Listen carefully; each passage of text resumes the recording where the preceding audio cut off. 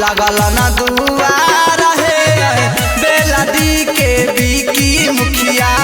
लगल न दुआर है धीरे धीरे जी दुल्हा धीरे धीरे जी ए जी धीरे धीरे जी दुल्हा धीरे धीरे जी देख के जाई हा ससुर गलिया धीरे धीरे जी देख के जाई हा ससुर गलिया धीरे धीरे जी।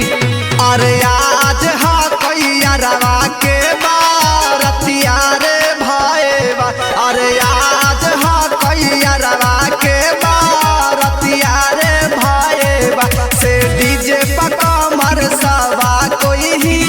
लईवई रे भाईवा ता रोशन प्रेमी के गाना खूब बा जईवई रे भाईवा। मिक्स बाय प्रेम निराला यादव।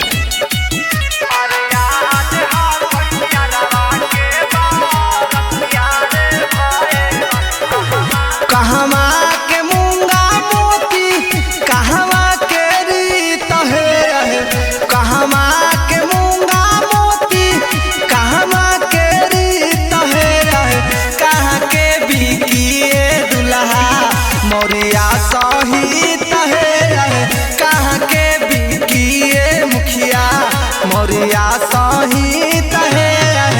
गाया के मूंगा मोती चेरकी के रीत है गाया के मूंगा मोती चेरकी के रीत है बेलडी के बिकी दुल्हा मोरिया सहित है बेलडी के बिकी मुखिया मोरिया सहित है धीरे धीरे जी दुल्हा धीरे धीरे जी ए जी धीरे धीरे जी दुल्हा धीरे धीरे जी देख के जाई हा ससुर गलिया धीरे धीरे जी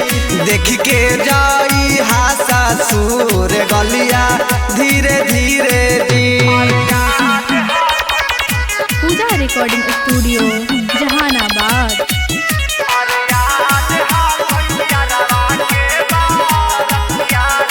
अरे आज